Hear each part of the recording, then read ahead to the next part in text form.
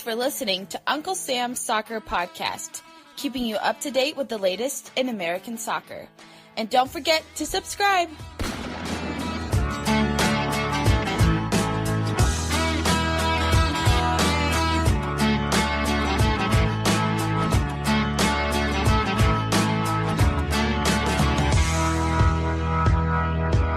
Hello everyone, welcome to Uncle Sam's Soccer Podcast. My name's Steven Jotter, and joining me today, as always, Jake Watroba and Armand Kafai.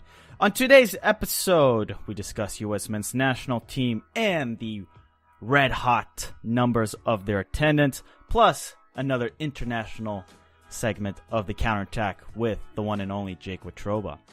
Listeners, before we get to today's discussion, follow us on the Twitter machine at Unc Sam's Soccer Pod.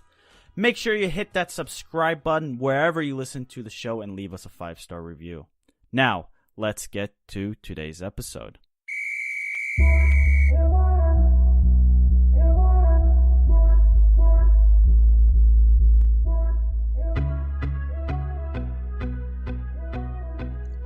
What it do, nephews? That's a new one right there.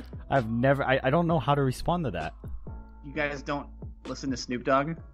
No, I go on RMBA, so that's why our nephews. Huge part of the Reddit community. Okay, let's start over then. Hey, Armand and Steven, how are you guys doing? Hi, Jake. I'm doing well. How are you, Armand? I'm doing well, Steven. I mean, some of us are doing better than others, but I'm doing pretty freaking well, if you don't know. Well, you know what I'm saying. It was an interesting day with the U.S. men's national team. Another friendly. Another interesting result and a lot to discuss. Guys, we go to Houston, BBVA Compass Stadium. And just a side note question for you. What's the ranking of that soccer-specific stadium in MLS? You put it up there as far as the architecture of it? I think it's a nice stadium. And, I mean, if you want to, rank it, especially with accessibility, it should be within the top 5 stadiums in MLS. But I mean, obviously, attendance numbers don't say that. So, I mean, it's a soccer stadium, so it's got that going for it. So what you're saying is it's better than NYCFC's or Gillette Stadium. You've set very low standards there, my guys. Well, that's what we do here. So yes, I am saying that. Listeners, Unc Sam Soccer Pod, there you can get the latest. Guys, seriously though, Christian Pulisic, 4th-minute goal assisted by Jesse Zardes. Boy, Jesse Zardes had a big weekend. Jake, you must feel really proud of yourself. You finally have a take where you're not going to be arrested for it. I'm telling you guys, he will be the striker for this national team for this upcoming cycle. Between now, he might be the starting striker for 2022. As well. So, hey, you guys wanted to crucify me. I'm sure our listeners did too. But so far, your guy here is looking pretty good on his prediction. Oh, that's true. Then 5 minutes later, guys, Chile finds the equalizer with a goal from Oscar Opazo, who plays his club football in Chile for Colo-Colo. Kind of set up an interesting match. 2 goals within 10 minutes of play, but then things turned sour as, Pulisic was subbed off in 36 minutes with an apparent quad injury. And you got some interesting Christian Pulisic stats, Jake. What are they? At 20 years and 189 days old, Pulisic becomes the fastest men's national team player to reach 10 goals. He was also making his 25th appearance. Pulisic also became the second fastest to achieve the mark by caps, trailing only Clint Mathis, who hit 10 goals in his 23rd appearance on June 10th, 2002 versus Korea during the group stage of the 2002 FIFA World Cup. So in my argument that he is single-handedly the best player right now with the U.S. men's national team, proven right. So, not getting arrested. I don't know if this just proves that he's the best player right now. Who is? Armand, you watched the game. Who was the best player on the pitch yesterday? Wow, you're putting me on the spot for this one. That's tough. I mean, you could go with Michael Bradley, as everyone on Twitter has decided to go with. he had a pretty good game out there as well. Well, so according to a friend of the show, Sam Skaskull earlier Wednesday morning tweeted this out. Feeling punchy this morning. Let's do this. Michael Bradley is still the U.S. men's national team best player. And like all of you hate him. That makes no sense. Because Michael Bradley is not the most talented player. I think Christian Pulisic is a better player. If he said Michael Bradley is the best player in this Gregg Berhalter system, then maybe he has a point. Maybe. But what are we judging these players on? A performance against Chile in a meaningless friendly in Houston, Texas is suddenly going to put you as the best player of the U.S. men's national team? Michael Bradley captained the U.S. men's national team to knock Russia. Okay? I don't know what he managed to do. But Michael Bradley's an important player, a veteran, experienced, but he's not U.S. men's national team best player. I think you could probably list Tyler Adams above that. McKennie, Armand, your boy, better than Michael Bradley? I mean, talent-wise, I guess you could say at this stage of his career, yeah. Jake? Bradley's kind of not the best, and he's kind of regressing a little bit. Well, he's older. Jake, who are the three best players right now with the U.S. men's national team? The three best players right now with the national team. Well, Tyler Adams is on that list. Christian 100%. Pulisic. Okay, then who's the third? Who's the third? It's not Michael Bradley. Weston McKennie? No, Jake would say Giassi Zardes. No, I'm not going to say Giassi Zardes. Let me challenge you guys to this. We talked about and we complained about the center back pairing last night. Is it John Brooks? Is it a little asinine to say John Brooks or Aaron Long is the third best player? Because we saw evidence of that last night. I mean, that part of being a team that's going to have possession and build from the back is so all these players aren't used to that. So you're going to start seeing them make mistakes, and we saw a lot of mistakes from Tim Marim. I'd say Omar Gonzalez had a couple, Matt Miazga even, and that back pairing really couldn't get out of line. I think Gonzalez has one key play where he skipped lines by finding someone in the middle, but. I mean, I think you're on something, Jake. You're on something in terms of the center, maybe one of the center backs being a top 3 or 4 important player. Wait. Did you say important or best player? Because I think there's a distinction to be made. In terms of what? Well, I'm just making sure I understood your phrase. Were you talking about best player or as far as just an important? And I think there's a distinction though. There's a distinction to be made. Best player does not equal the most important. You could be an important player, but you can throw John Brooks into the top 3 best players, though. I think you absolutely can. I mean, maybe not Aaron Long, but but John Brooks you can. I mean, just apples and oranges here. But guys, top 3 players in the Premier League right now. You got to put Van Dijk on the list, right? Based on his performance with Liverpool. Yeah, you'd have to. So why, it's not crazy to put John Brooks on the list. In fact, it's almost better that you put John Brooks on the list because Chile was able to expose the USA. And I think this is critical because somebody like a Mexico, which Armand foreshadowed, could use space, who could, if the center backs could not hold possession down, you can easily see the USA getting run over. Especially against a superior offense. And I'm saying Chile's some wondrous team here. This is a little bit concerning. I don't think so. As far as the growing pains. And the thing I'm encouraged about personally is that Gregg stuck to his guns from building out of the back because we're going to see those growing pains. It's not going to be all beautiful passing out of the back or whatever. You're going to see those growing pains. As long as he sticks to the idea, who knows? Maybe when it's time for Gold Cup, maybe those ideas are fully in standard, and you'll probably have your best 2 center back pairing there. But I'm glad he stuck to his guns.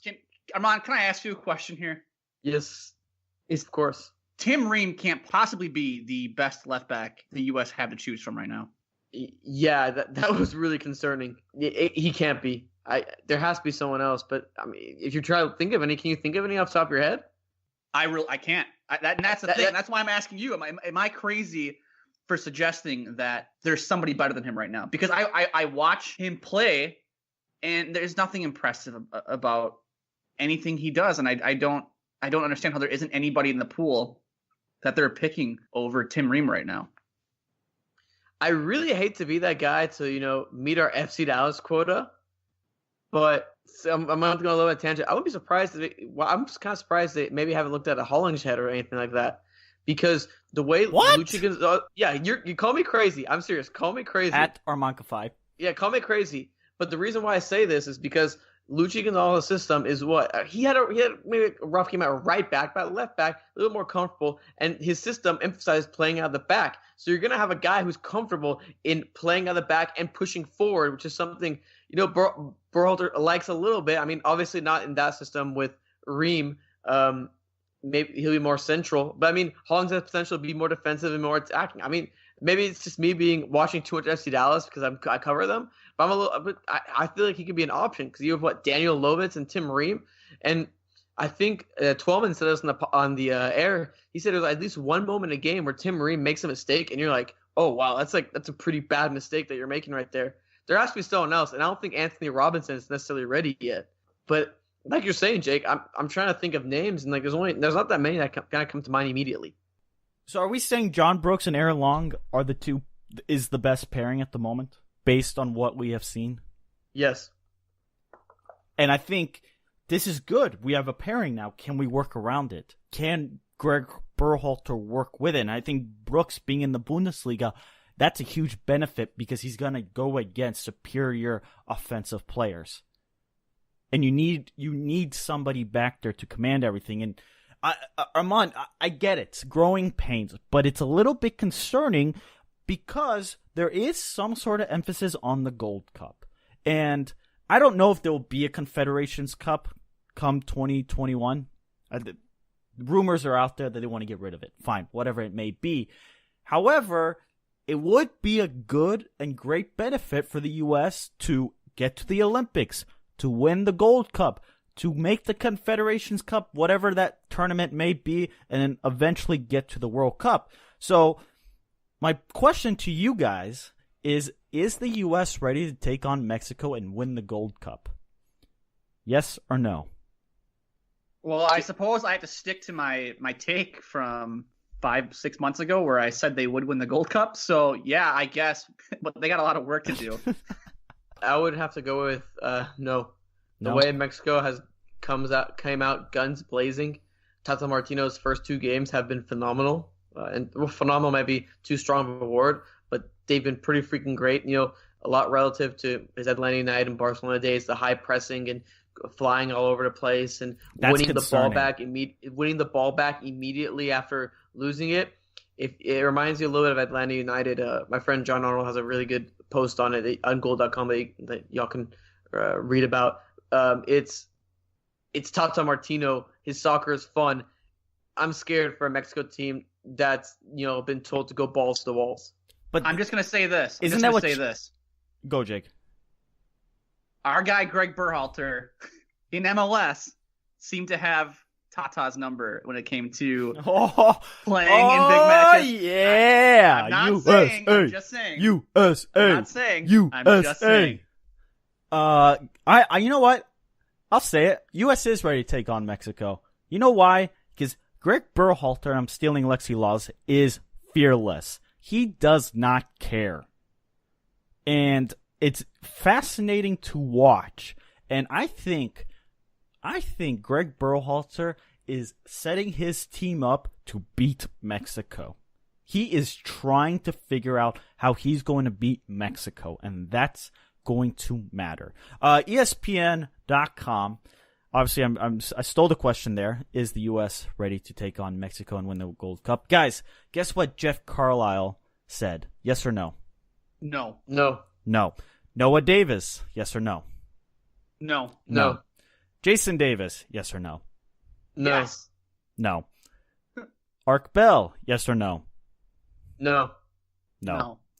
Gustav Elvin, yes or no? No. No. So clearly, there doesn't seem to be quite a bit.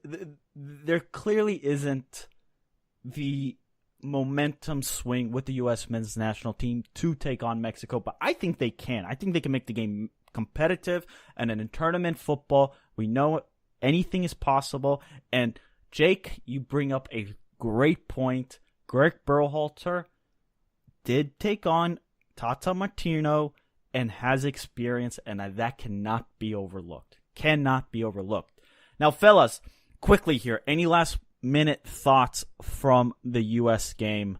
Yeah, my final takeaway is from that friendly is you guys kind of alluded to it. I'm very excited to see a USA-Mexico matchup, not based on, the rivalry and all that stuff, but to see another edition of Tata versus Berhalter. Remember, Tata has a really great respect for Berhalter and his tactics during his days at Columbus while Tata was at Atlanta. And remember, Columbus knocked out Atlanta in that 2017 playoff run. I think overall that matchup's going to be fascinating because I want to see how Berhalter, because I think we know how Tata's going to play and how he's going to press them and win the ball back and have the players fly over the pitch. But if the U.S. makes it there, I want to see how Berhalter adjusts his system because those spaces we saw against Ecuador specifically, they're going to get exploited by a guy like Chucky Lozano. If they have Raul Jimenez up top, he can win balls. Chicharito, obviously. Their midfield has been solid as well. It's going to be fun. I'm going to tell you, if we see a USA-Mexico matchup, I'm for sure, pulling up a chair and being 100% focused on that matchup. My biggest takeaway from these last two friendlies, or over this FIFA window here, has been the attendance numbers of the Mexican national team playing in the U.S. versus the U.S.'s attendance records playing in the U.S. You can follow us on Twitter at UncSamSoccerPod to dive deeper into this conversation with us on Twitter. But Steven, earlier today being Wednesday, you tweeted out the total attendance number for the two Mexico friendlies here in the U.S. in San Diego and in Santa Clara. 99,934 showed up to watch Mexico in their two friendlies over the last week versus 35,455 for the U.S. And I know a big debate on Twitter right now has been the ticket prices.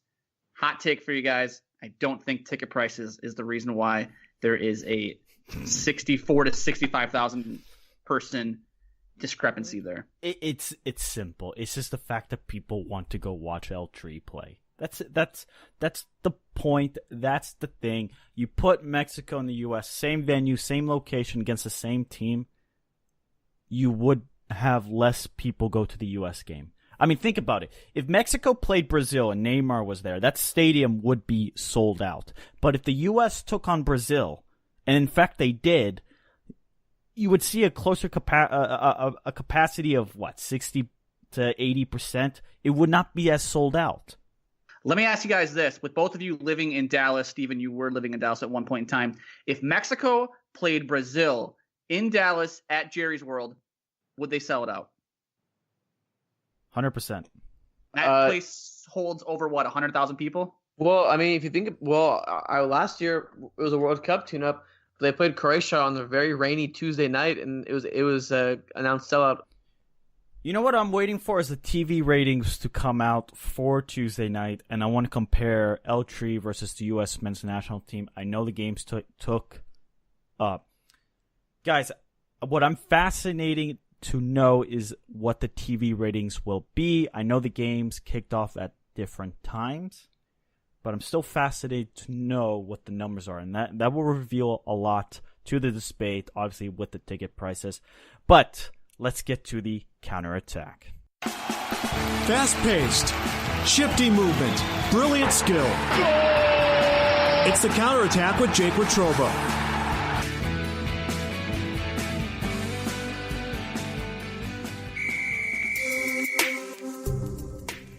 It's counterattack time here on Uncle Sam's Soccer Podcast.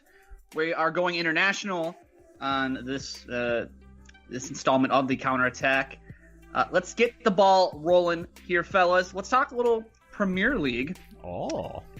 Liverpool leads Man City by 2 points in the table, 76 and 74 points respectively. But Man City has a game at hand.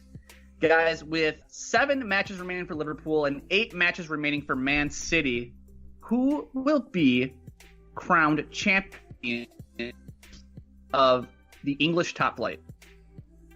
City. Well, Armand's take is going to be biased because he's a City fake fan. So clearly the answer here is Liverpool. He's Virgil van Dijk. He's our number 4. He loves to score. Yeah, Liverpool. Go Reds. Yeah, I'm on the Liverpool bandwagon this year. we all know you're a bandwagon, man. DC United and MLS, the Rapids, the Revs, FC Dallas. How can you like 4 teams in MLS? I barely like 1. Come on, man. Well, you're a journalist. You can't like. Yeah, exactly. You have to be objective.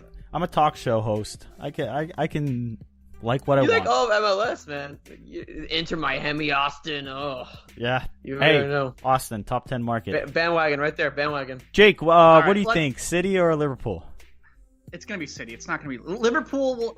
Will have this Steven Gerrard Demba Ba moment again at some point in the final 7 matches, and any chance they had at winning the league will be pissed away from something stupid that Virgil van Dijk will do. There you go. I said it. I'm cursed. Wait. So City play Fulham, Cardiff City, Crystal Palace, Tottenham in the Champions League, by the way, then Tottenham again, United, Burnley, Leicester City, and Brighton.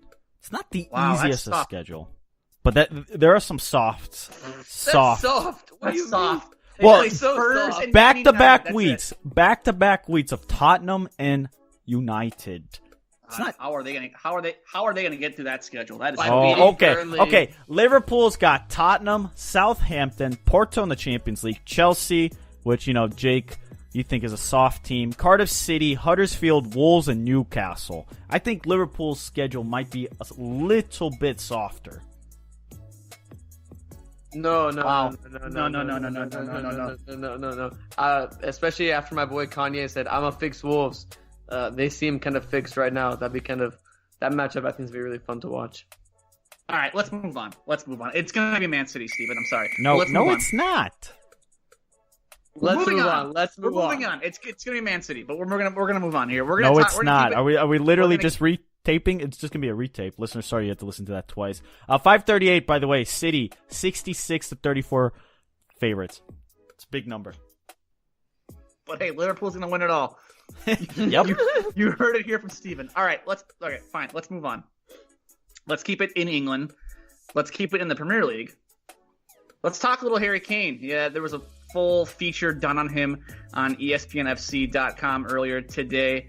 And towards the end of that article, they started speculating on whether or not Harry Kane could make a move to the NFL later in his career. Obviously, Harry Kane's a big New England Patriots fan. I think at some point in the article, he said moving to the NFL to kick field goals because obviously he's not going to quarterback the New England Patriots.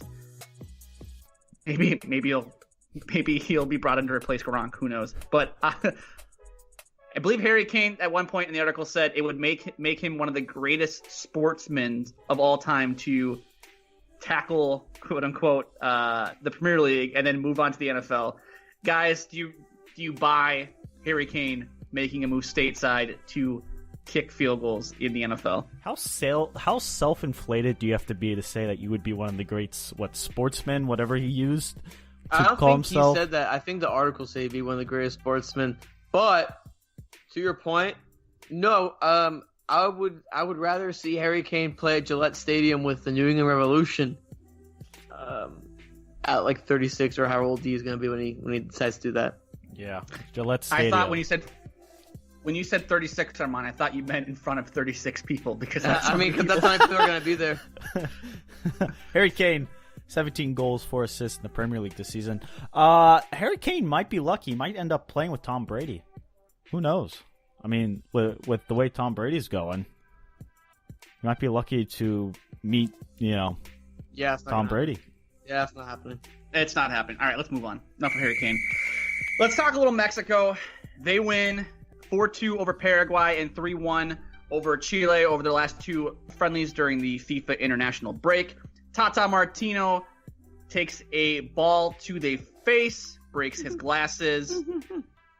I don't know how much Mexico the two of you watched, but how impressed were you by their play over the last week? I mean, my other team, El Tri, like Landon Donovan says. Just saying. Yeah, well, yeah. No, very impressed, but the USA can't compete because I would be cornered or arrested for saying El Tri have the leg up with the Gold Cup. No, very impressed. Very impressed with Mexico. Tata Martino, great higher frail tree, and they're a fun team to watch. If you just want to watch good soccer and fun soccer, wait for the Mexican national team to come on television. You got 90 minutes of fun right there. Steven, I do believe Mexico has quite a big leg up on the U.S. men's national team right now. Just a little throw my opinion out there. So yeah, but let's move on here. Wait. No, you can't say that the USA can compete with Mexico and then go around, well, Mexico have a big leg up on the U.S. men's national team. My opinion right there. You can't go around doing that.